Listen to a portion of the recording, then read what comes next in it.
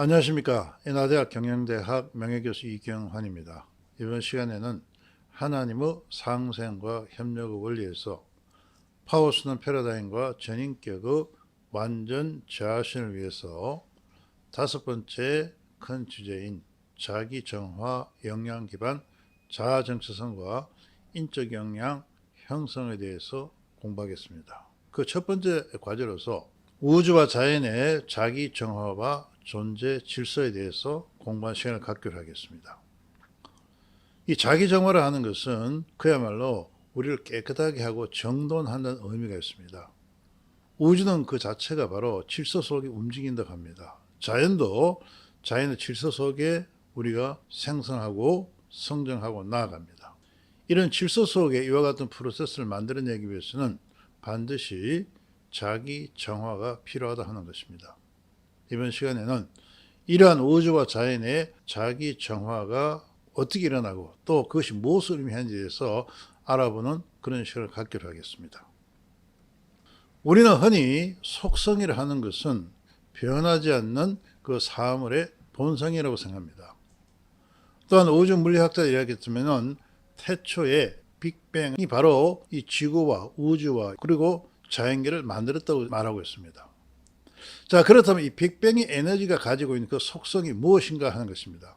좀 전에 설명드린 바와 같이 속성은 변하지 않는 사물의 본성이라면은 그 빅뱅의 에너지가 갖고 있는 변하지 않는 그 본성은 무엇이겠는가 하는 것입니다. 우리는 여러 차례 말씀드렸습니다. 이런 빅뱅 에너지는 파워의 다섯 속성, 즉 창조, 보존, 결합, 지배, 귀속의 다섯 속성을 가지고 있다고 설명드렸습니다. 이런 다섯 속성은 그 고유한 특성에 따라서 존재하는 그 모든 것들의 행동이나 그들의 상호작용을 지배한다고 설명하였습니다. 왜 그러냐면은 인간을 포함해서 자연과 우주에 속한 모든 것들은 바로 빅뱅의 에너지에 기반을 두고 있으므로 이들의 행동과 상호작용 모두 파워의 다섯 속성에 지배됩니다. 예를 보겠습니다. 우주에서 새로운 별이 형성되는 것은 바로 창조 속성의 작용에 의한 것이다 하는 것입니다.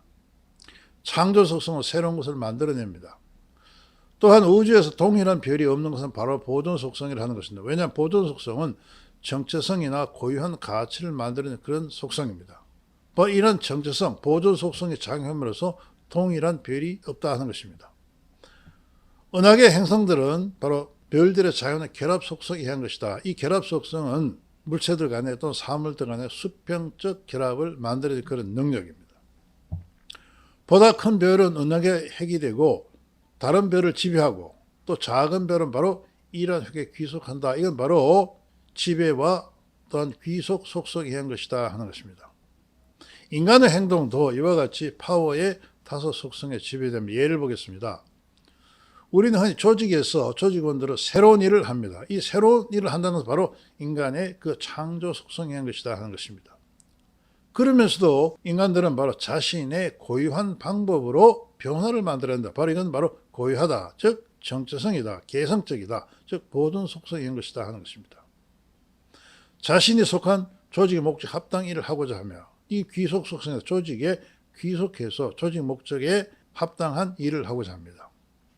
이러한 과정에서 동료나 관계부서와 협력 관계를 만들어내고 이건 바로 결합 속성이죠. 결합 속성 수평적 관계를 의미합니다. 또 상급자의 지시를 충실히 따르고 하급자에게는 자신의 리더십을 발휘하는 이건 바로 지배와 귀속 또는 귀속과 지배 속성의 작용에 의한 것이다 하는 것입니다. 그런 의미에서 볼 때 그 존재하는 모든 것의 행동과 그 상호작용은 파워의 다섯 속성에 지배됩니다. 이런 파워 독성을 좀 전에 설명드린 것 같이 태초에 빅뱅의 에너지가 가지고 있는 그 속성을 의미한다 하는 것입니다.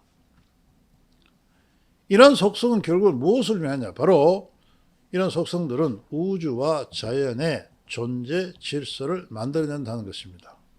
먼저 우리는 질서가 무엇인지 알아보기로 하겠습니다. 질서는 생존을 위해서 사물들의 올바른 배열이나 순서이고 이것이 바로 법칙을 만들어낸다는 것입니다. 법칙은 일정한 조건에 성립하는 보편적이며 필연적인 그런 질서나 관계를 의미하고 예를 보게 되면 우리는 만류 인력의 법칙이라든가 질량 불변의 법칙이 우주와 자연에 존재합니다. 이것은 바로 우주와 자연의 존재 질서, 존재 법칙을 만들어낸다는 것입니다. 그렇다면 이런 법칙은 바로 어떻게 만들어질 것이냐 하는 것입니다. 그건 바로 우주와 자연의 질서 법칙은 이들에 작용하는 파워 다속 속성에 의존한다 하는 것입니다. 예를 보겠습니다. 우주와 자연에 존재하는 모든 것들은 빅뱅에 관계하고 이들의 행동과 그 상호작용은 좀 전에 설명드린 것 같이 파워의 다속 속성에 지배됩니다. 예를 보면은 만류인력의 법칙은 우주와 자연에 속한 물질이나 물체에 작용하는 지배와 귀속 속성에 의한다 하는 것입니다. 사과가 땅에 떨어진다는 것은 이들에게 작용하는 지배와 귀속 속성에 의한 것입니다. 또 질량 불변의 법칙은 바로 각각 물체나 물질에 작용하는 보존 속성에 기인한다 하는 것입니다. 왜냐하면 보존 속성은 정체성을 만들어내고 그것을 유지하고자 하는 능력을 만들어내기 때문에 그렇다 하는 것입니다. 따라서 우주와 자연의 개체들의 정체성은 자신의 고유한 역할을 기능적으로 요구한다 하는 것입니다.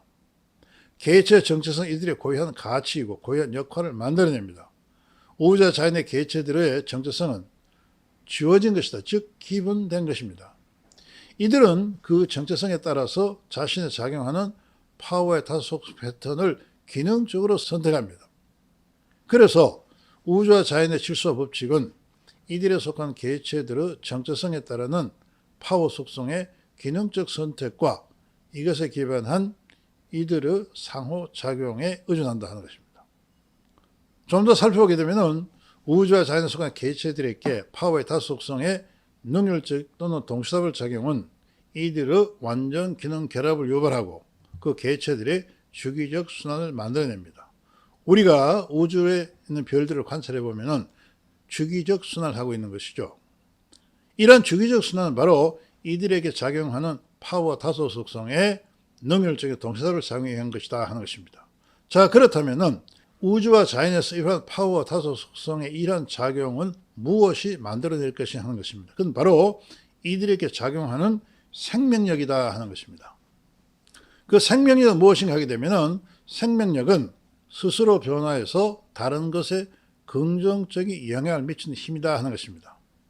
여기서 우리가 특히 주목할 것은 생명력은 스스로 변화한다, 스스로 움직인다 하는 것입니다.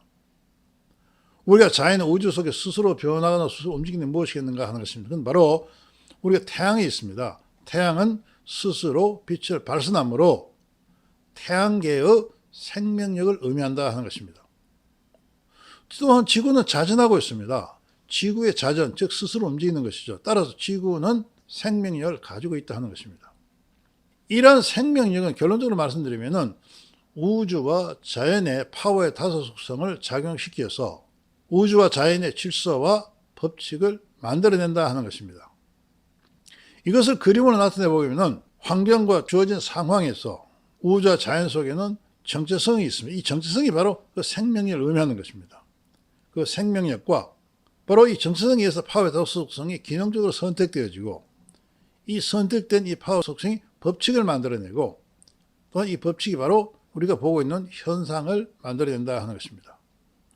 이것을 좀 더 자세히 살펴보게 되면 보쌈의 열 같으면 정체성은 둘 이상의 사물이나 상태 간의 불변적인 동일성에 대한 지각과 인식에 관계한다고 설명하고 있습니다. 우주와 자연에 속한 개체들의 정체성은 자신의 고유한 역할을 기능적으로 유발합니다. 즉 우주와 자연의 개체들의 정체성은 이것이 바로 그들의 생명력이라 하는 것입니다. 우주와 자연의 개체들은 그 정체성에 따라서 자신이 작용하는 파워의 다소 속성 패턴을 기능적으로 선택합니다. 다시 한번 말씀드리면 우주와 자연의 개체에 작용하는 파워 다소 패턴은 그들의 정체성에 따른 기능적 선택의 결과이고 우주와 자연의 질서와 법칙은 이들에 속한 개체들의 정체성, 즉 생명력과 파워 다소 속성의 상호작용에 의한다는 것입니다. 정체성은 파워 다소 속성의 작용 패턴을 만들어내고 이것이 곧 법칙으로 나타난다 하는 것입니다. 이것을 그림으로 설명해 보면 좀 전에 설명드린 것 같이 그림 5-1의 정체성과 파워 다소 속성과 법칙과 현상의 이 그림을 나타낼 수 있다 하는 것입니다. 다시 한번 말씀드리면 우주와 자연에 작용하는 파워 다소 패턴은 이들의 생존 질서나 법칙을 만들어낸다 하는 것입니다. 그러나 우리가 자연이나 우주를 관찰해 보면은 이러한 생존 질서나 법칙이 깨어질 때도 있다 하는 것입니다. 파워 도속성, 즉 생명력을 기반한 파워 도속 패턴에 의한 이러한 질서나 법칙이 언제 깨어지냐 하는 것입니다. 그건 바로 엔트로피가 발생할 때 깨어진다 하는 것입니다. 그럼 엔트로피는 무엇이냐? 바로 우리 지식 백화의 열 같으면은 엔트로피는 물리계의 무질서 정도를 나타낸다고 설명하고 있습니다. 좀 더 자세히 살펴보면은 엔트로피가 적으면은 질서 정연한 상태가 되고 엔트로피가 크면 무질서한 정도로 나타난다 하는 것입니다.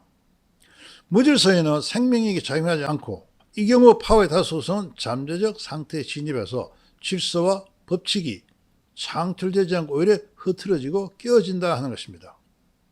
좀 더 자세히 살펴보게 되면은 엔트로피는 자연현상의 물질의 상태나 에너지의 변화의 방향을 설명하고 있다는 것입니다.